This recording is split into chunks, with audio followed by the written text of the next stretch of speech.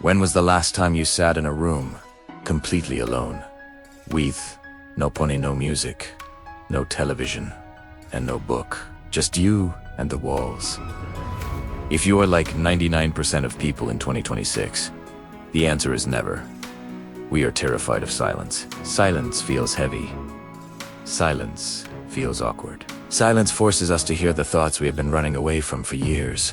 So, the moment there is a gap in the noise, we reach for our pockets. We scroll. We click. We turn on the radio. We inject noise into our veins because we are afraid of who we might meet in the quiet. We are afraid of meeting ourselves. There is a famous philosopher named Blaise Pascal who once said, "All of humanity's problems stem from man's inability to sit quietly in a room alone." Think about that. The wars, the greed, the arguments, the anxiety, it all comes from our desperate need to be distracted. We run from the silence because in the silence, the ego dies, and the ego screams to survive. But I want to tell you a secret that the monks, the prophets, and the geniuses have known for thousands of years. Silence is not empty. Silence is full. It is full of answers. It is full of power. It is full of God. Look at the animal kingdom. The sheep gather in flocks. The fish swim in schools. The pigeons fly in swarms. They find safety in numbers. They make noise. But the eagle flies alone. The lion hunts in the quiet. The apex predators, the ones who rule their domain, are comfortable in solitude. You want to be a leader? You want to be a visionary. You cannot do that while holding hands with the crowd. The crowd is average.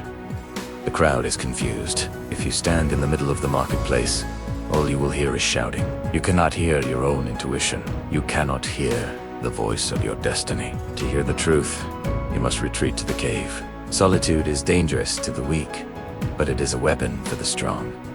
When you are alone, you stop performing. You stop wearing the mask you put on for society.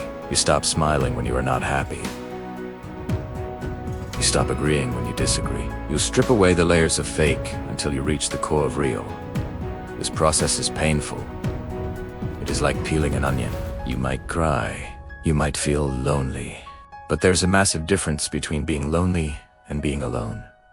Loneliness is the poverty of self. Solitude is the richness of self. Loneliness says, "I need others to feel complete." Solitude sighs, "I am complete, and others are just a bonus."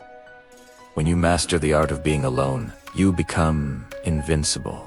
Because if you can be happy by yourself, no one can blackmail you with their presence. You don't need their validation. You don't need their likes. You are self-sourced. Think about Isaac Newton. When the Great Plague hit London, he had to retreat to the countryside to be alone. It was in that isolation, in that deep silence, that he discovered gravity and calculus. He changed the world not because he was networking at parties, but because he was thinking in the quiet. Think about Tesla, he said. The mind is sharper and keener in seclusion and uninterrupted solitude. Great ideas are not born in the noise. They are born in the stillness. We live in an economy of attention. Every app on your phone is fighting a war for your mind. They want to keep you stimulated, angry, and distracted. They want you to be a consumer. But to be a creator, you must disconnect. You must unplug from the matrix. You need to build a fortress of silence around your day. I challenge you. Try it. Take 1 hour today. Turn off the phone, look the door. Sit in a chair and just be. At first, your brain will panic. It will itch. It will tell you that you are bored. Let it be bored. Boredom is the gateway to creativity. Stay in the chair. Eventually, the mud will settle in the water, and you will see clearly. You will remember who you were before the world told you who to be. The world is screaming. Everyone has a microphone. Everyone has an opinion. But the one who holds the power is the one who holds their tongue. Be the silent observer. Watch the game. Don't just play it. Build your kingdom in the silence, and then, only when you have something valuable to say. Break the silence, now that you have entered the room of silence. You must learn the art of disappearing. We live in an age of look at me.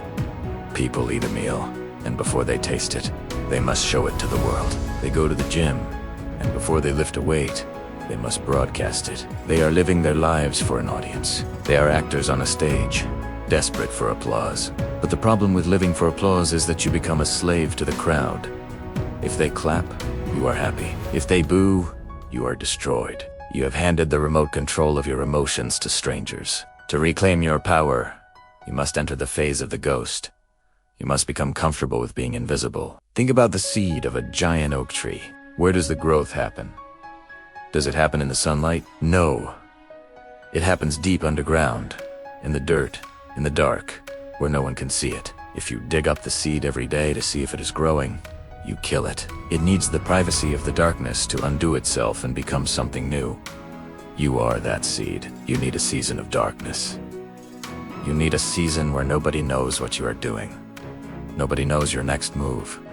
Nobody knows your location. You just vanish. You go off the radar. While they are posting, you are building. While they are talking, you are training. This is Kayed, the dark room.